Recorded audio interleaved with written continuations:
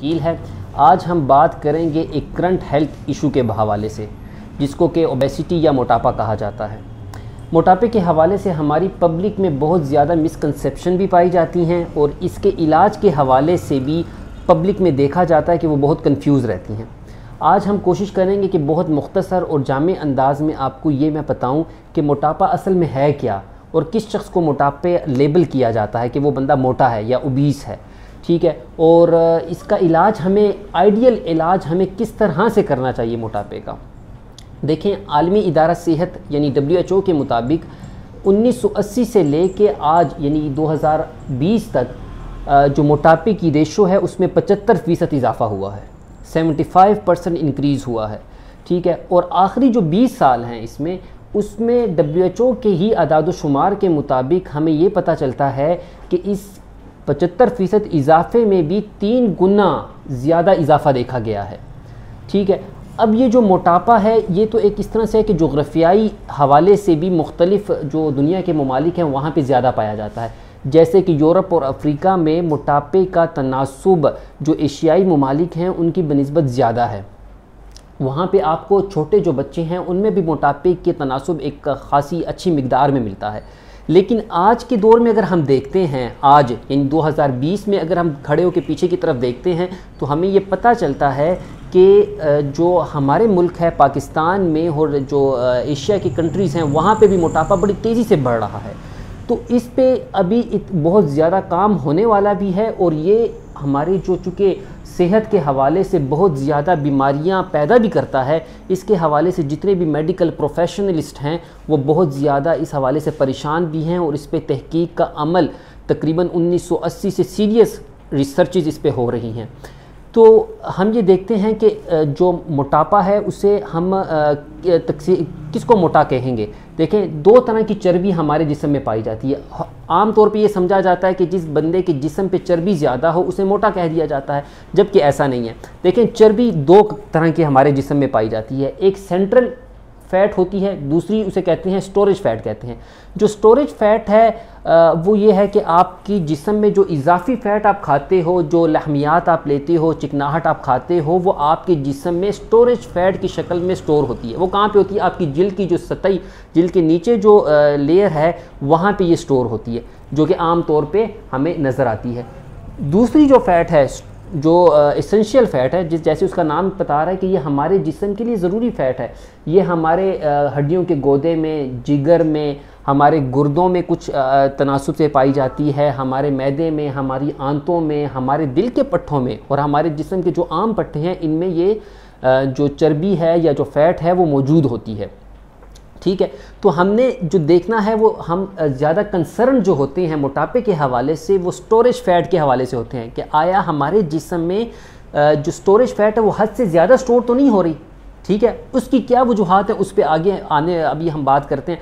दूसरा फिर ये कि फ़ैट डिस्ट्रीब्यूशन जिस्म में 2 तरह की होती है। एक सेंट्रल डिस्ट्रीब्यूशन है, ठीक है, यानी कि जो कि हमें मर्दों में ज़्यादा फ़ैट डिस्ट्रीब्यूशन हमें मिलती है, ये स्टोरेज फ़ैट की ही मैं बात कर रहा हूँ, ठीक है, जो कि हमारे पेट में। और दूसरा जो है रीजनल फ़ैट जिसे कहा जाता है कि जो कि अक्सर ख़वातीन में देखी जाती है, जो कि थाइज़ में, मतलब उनमें फ़ैट्स की एकोमुलेशन हो जाती है, चर्बी इकट्ठी हो जाती है, ठीक है। अब इनके असबाब और इनकी रीज़न्स को देख लेते हैं कि क्या वजूहात हैं, ठीक है। इसके अलावा मैं आपको यहाँ पे ये बताता चलूँ कि तकरीबन जो शुगर के मरज़ जो कि हमारी कम्युनिटी में इस वक्त आप देखें तो शायद हर घर में या हर दूसरे घर में एक शुगर का मरीज़ मौजूद है और कई घर तो ऐसे हैं कि जहाँ पे शुगर के 2-2, 3-3 मरीज़ मौजूद हैं, ठीक है।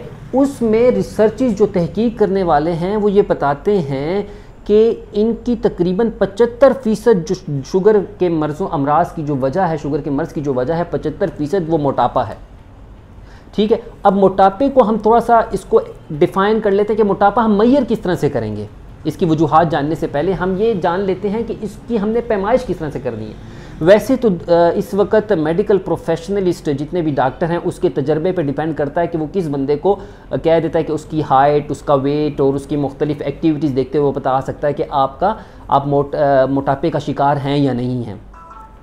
ये बात भी जहन में रखें कि WHO आलमी इदारा सेहत जो अपना मोटापा हो गया उसको एक क्रोनिक बीमारी यानी कि एक मुज़म्मन मरज़ के तौर पे लेबल करता है, ठीक है, यानी मुज़म्मन मर्ज़ हो गया। और फिर कई लिटरेचर में हम देखते हैं कि इसको एक सिंड्रोम कहा जाता है। सिंड्रोम ऐसी बीमारी, ऐसी तकलीफ़ को कहा जाता है जो कि कई सारी वजूहात से पैदा होता है और उसकी वजह से कई सारी और तकलीफ़ात या बीमारियां पैदा हो सकती हैं, ठीक है। तो हम यहाँ पे जिस तरह से मैंने शुगर के हवाले से बात की कि शुगर में 75% जो लोग हैं वो मोटापे का शिकार हैं। अब इसको हम पैमाइश किस तरह से करते हैं कि एक लेबॉर्ट्रीज़ की टेक्निक्स हो गई कि आप उसके ब्लड टेस्ट करवाते हैं, उसमें आपको चिकनाहट की अनासर, cholesterol, lipid profile, LDL, HDL वगैरह की तनासुब जो मिलता है उसकी बुनियाद पे हम लेबल करते हैं कि इसका ये बंदा ओबीस है या मोटापे का शिकार हो गया। लेकिन मुरव्विजा जो आम तौर पे इस्तेमाल होता है वो ये होता है कि आप उसका हाइट और वेट मेजर करते हैं। हम मरीज़ का हाइट और वेट के हिसाब से देखते हैं कि ये बच्चा या औरत या मर्द ये अंडर वेट है या ओवर वेट है या इसका वेट नॉर्मल है, ठीक है। दूसरा जो एक्यूरेट मेथड है इस वक्त वो BMI निकालते हैं, बेसिक मेटाबॉलिक इंडेक्स, ठीक है। जो मेडिकल प्रोफेशन से ताल्लुक़ रखने वाले हमारे दोस्त हैं वो इस चीज़ को समझ सकते हैं कि BMI किसको कहते हैं, इसका एक अपना फार्मूला है। मैं चूँकि ज़्यादा इसकी डिटेल में नहीं चाहता, मैं आपको ये बताता चलूँ कि इसकी जो नॉर्मल एक वैल्यू होती है वो 25 होती है BMI की, ठीक है।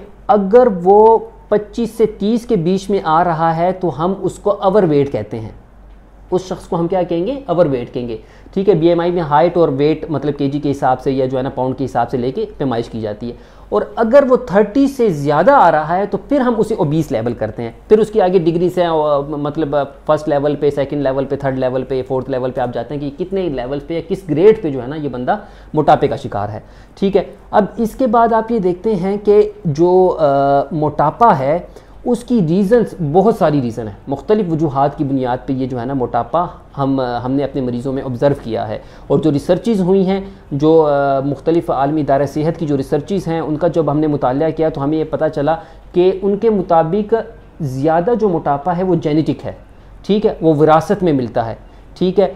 चाहे वो विरासत में मिल रहा है या वो एक्वायर्ड है, मतलब वो हासिल किया गया है। अब हासिल किस तरह से किया जाता है ये हमारा मतलब सब्जेक्ट है इस वक्त डिस्कस करना, कि उसमें आप देखते हैं कि जंक फूड का इस्तेमाल, फास्ट फूड का इस्तेमाल बहुत ज़्यादा हो गया, ठीक है। हमारी जो फिज़िकल एक्टिविटीज़ हैं वो नहीं रह गई, हम कुदरत के करीब तरीन जो ज़िंदगी हमें गुजारनी चाहिए, जो खुराक हमें लेना चाहिए, हम वो नहीं ले रहे, ठीक है। इसकी वजह से ओबेसिटी बढ़ती जा रही है। और उसके साथ साथ फिर हम ये देखते हैं कि हमारी जो नेचुरल फूड्स हैं, जो हमारी कुदरती खुराकें हैं वो अब अवेलेबल नहीं हैं, या हम उसकी तरफ हमारी रग़बत या रुझान कम हो गया, हम सिंथेटिक फूड पे रिलाई कर रहे हैं। अच्छा, इसमें फिर एक ये देखें कि आपके मेडिसिन का बहुत नेगेटिव किरदार है, उसके साइड इफ़ेक्ट की वजह से भी वज़न मोटापा देखने को मिलता है, ठीक है।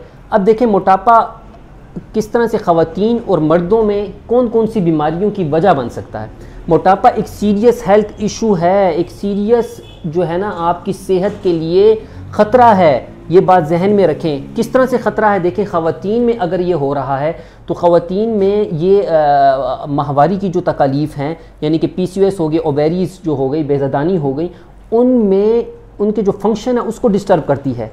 पॉलीसिस्टिक ओवेरियन सिंड्रोम एक बीमारी है जो कि आज के दौर में आप पाकिस्तान जैसे मुल्क में देखें तो वहाँ पे आपको पॉलीसिस्टिक ओवेरियन सिंड्रोम के केसेस बहुत ज़्यादा मिल रहे हैं, ठीक है। इसके अलावा आप ये देखते हैं यूट्राइन कैंसर के, बच्चेदानी के कैंसर, सरतान हो गया, उसके केसेस आपको ज़्यादा मिल रहे हैं, ठीक है। सर्वाइकल कैंसर हो गया, थायराइड कैंसर के केसेस आ रहे हैं इसमें, ठीक है। आपके जो इंटेस्टाइन है ये मर्द और ख़वातीन दोनों में कामन है, दोनों में मुश्तरका है कि आपके जो बड़ी आंत का कैंसर है वो बहुत ज़्यादा बढ़ गया है, और उसकी ब्लीडिंग वजह, सबसे जो बड़ी वजह है वो आपका मोटापा है, ठीक है। इसके अलावा आप ये देखते हैं लबलबे का कैंसर बहुत ज़्यादा आम हो गया है, ठीक है। मर्दों में अगर आके आप मखसूस बीमारियों के हवाले से बात करते हैं तो उसमें प्रोस्टेट का कैंसर, ठीक है, जो मर्दाना गदूद जिसे कहा जाता है उसका कैंसर बहुत आम हो गया। हड्डियों का कैंसर इस वक्त बहुत तेज़ी से बढ़ रहा है, प्रोस्टेट की कॉम्प्लिकेशन भी वो होती है, ठीक है। तो अगर हम ये चीज़ें देखते हैं तो हमें ये चीज़ें बात जहन में रखनी चाहिए कि मोटापा मल्टीपल रीज़न्स की बुनियाद पे हो रहा है। अब मैं इसके इलाज के हवाले से बात कर दूँ, दुनिया में इस वक्त जो राइजुल वक़्त मेडिसिन हैं वो 3 तरह की दी जा रही हैं। एक तो यह है कि भूख को दबाने के लिए, हमारे पास भी जो पेशेंट आते हैं वो भी हमें ये कहते हैं कि डॉक्टर साहब आप हमें ऐसी दवा दें कि मोटापा हमारा कम हो जाए, लेकिन कौन सी दवा दें जिससे कि हमारी भूख मर जाए। देखिए ये गैर फितरती है। आप अपने ना फिजिशियन से ये डिमांड करें कि वो आपको ऐसी दवा दे, और ना फिजिशियन को ऐसी दवा देनी चाहिए। ये गैर फितरती तरीके से जब आप भूख दबाएंगे तो उसकी कॉम्प्लिकेशन, एक रिएक्शन जिस्म में जो चलता है उससे बहुत ज़्यादा नुकसानात हो सकते हैं। दूसरा ये होता है कि आप खा रहे हैं, ऐसी मेडिसिन इस्तेमाल की जाती है कि वो आपके जिस्म का हिस्सा ना बने, जो खुराक आप खाते हैं वो आपके जिस्म का हिस्सा ना बने। और तीसरी ये है कि आपकी कैलोरीज बर्निंग ज़्यादा करती है, आपकी चर्बी को, मतलब आप ये देखते हैं कि वो बंदा हीटअप रहता है, ठीक है, और उसकी जो चर्बी है पिघलने लग जाती है। लेकिन ये भी ख़तरनाक है क्योंकि ये आपके दिल के पट्ठों को और आपके जिगर को नुकसान पहुँचा सकता है। तो अब आइडियल ट्रीटमेंट क्या है, क्या इलाज इसमें करना चाहिए, जो कि हमारा फोकस है इसमें। देखें, टू बी वेरी क्लियर, हम अपने मरीज़ों से भी ये कहते हैं कि देखिए सबसे बेहतर यह है कि आप अपनी डाइट और अपनी जो एक्सरसाइज है उससे कंट्रोल करें। हाँ, यहाँ पे होम्योपैथिक तरीका इलाज, जो कि कुदरती तरीका इलाज है, उसकी बहुत ज़्यादा स्कोप है। वो किस तरह से इलाज करता है? होम्योपैथिक तरीका इलाज में जो मोटापे की वजूहात हैं उनको ठीक किया जाता है। जब उनको हम ठीक करते हैं तो मोटापा, यानी कि जो इंसान का बेसिक मोटाबॉलिक रेट है, थायराइड का जो फंक्शन है वो बेहतर होता है, और बाकी जो पीछे वजूहात हैं वो बेहतर होने के साथ साथ वो मोटापा खुद ब खुद ऑटोमेटिकली कंट्रोल होने लग जाता है। हम ऐसी ख़वातीन में देखते हैं जिनको एनीमिया है, उनका जिस्म फैला होता है, वो अपने जिस्म फैलने से, फैलाव की वजह से परेशान होती हैं, तो क्या वहाँ पर उनको चर्बी पिघलाने की दवाइयाँ देना किसी भी शक्ल में वो बेहतर है? क्या उनकी भूख दबाना बेहतर है? बिल्कुल नहीं बेहतर। हमें वहाँ पर उनकी जो पीछे काज है, वजह है, उसको ठीक करना है। तो होम्योपैथी का यहाँ पे एक अपना एक ख़ास मकाम और एक उस हवाले से ये स्कोप रखती है होम्योपैथी मोटापे को कंट्रोल करने में। और मैं यहाँ पे अपने देखने वालों को ये भी बताता चलूँ कि मोटापा, अगर आप होम्योपैथिक ट्रीटमेंट इस हवाले से अडॉप्ट करते हैं तो आप ये देखेंगे कि आपका वज़न न सिर्फ कंट्रोल होगा बल्कि आने वाले वक्त में आप दोबारा ओबेसिटी की तरफ भी नहीं जाएंगे। लेकिन इसमें एक बात ये जहन में याद रखें कि आपको अपने लाइफस्टाइल में मॉडिफिकेशन फिर भी करना होगी। मेडिसिन का जो काम होता है वो उसका काम रास्ता खोलना होता है, उसका ये काम नहीं है कि आप बैठे बैठे जी मेडिसिन खाएं और आपका वज़न कम होने लग जाए। ऐसा अगर कोई भी आपको कह रहा है, कोई भी ऐसी आप दवाई खा रहे हैं, तो यकीन जानें कि वो आपके लिए नुकसानदेह साबित हो सकती है। ठीक है, तो अब इसमें एक और चीज़ ये भी मैं यहाँ पे बताना बहुत ज़रूरी समझता हूँ कि होम्योपैथी के हवाले से आप अगर होम्योपैथिक दवा लेने जाते हैं तो ये ना समझें कि आपकी सब की दवाइयाँ एक ही होंगी, कि आपके घर में 3 अफराद मोटे मौजूद हैं तो आपने जो दवाई खाई तो आप अपने भाई को या बहन को भी वो दवा खिलाने लग जाएं। ऐसा नहीं करना, क्योंकि उसकी जो तकलीफ़ है उसकी रीज़न में भी मुख्तलिफ हो। ठीक है, तो आपने जो सिम्टम्स हैं, जो कि बाहर की एक रिफ्लेक्शन होती है, इंटरनल जो हमारी एक लाइफ है उसकी जो ख़राबी है उसका रिफ्लेक्शन होता है, उसकी अकास होती है, उसको हमने ठीक करना। उसके रिज़ल्ट में कई सारी वो तकलीफ़ ठीक हो जाएंगी। मैं आपको अपनी प्रैक्टिस के हवाले से अगर बताऊं तो मोटापे के कई पेशेंट हमने डील किए हैं, लेकिन उसमें बहुत कम मरीज़ ऐसे हैं कि जिसको मैंने चर्बी पिघलाने वाली दवाई दी हो। ठीक है, क्योंकि मोटापे की वजूहात हम जब ठीक करते हैं, उसकी मरीज़ की तकलीफ़ ठीक करते हैं, मोटापा बोनस में ठीक हो जाता है। ठीक है, तो इस हवाले से आप जो यानी कि होम्योपैथिक तरीका इलाज को अपनाएं, लेकिन उसके साथ साथ अपनी जो डाइट है और अपनी जो आपकी एक्सरसाइजेज़ हैं उस पे आपने ख़ास फोकस करना है, और वो डाइट प्लान बना के देना, वो एक्सरसाइज का शेड्यूल देना, वो भी एक होम्योपैथिक मुआलिज का ही काम है। तो अल्लाह ताला आपको और हम सब का हामी नासिर हो। इसके अलावा मैं आपको यहाँ पे ये बताता चलूँ कि मेरा एक मकसद है कि हम अपनी अवामुन्नास में, अवाम में हेल्थ के हवाले से एक शऊर और आगाही फ़राहम करें। तो उसके हवाले से आप ये मज़ीद अगर वीडियोज़ देखना चाहते हैं तो आप मेरा ये चैनल लाइक भी करें, सब्सक्राइब भी करें और बेल का आइकन आप ज़रूर दबाएँ, ताकि आपको आने वाले वक्त में जो हम मुख्तलिफ़ वीडियोज़ इस हेल्थ के हवाले से बनाते रहें तो वो आपको मिलती रहें। अल्लाह हाफ़िज़।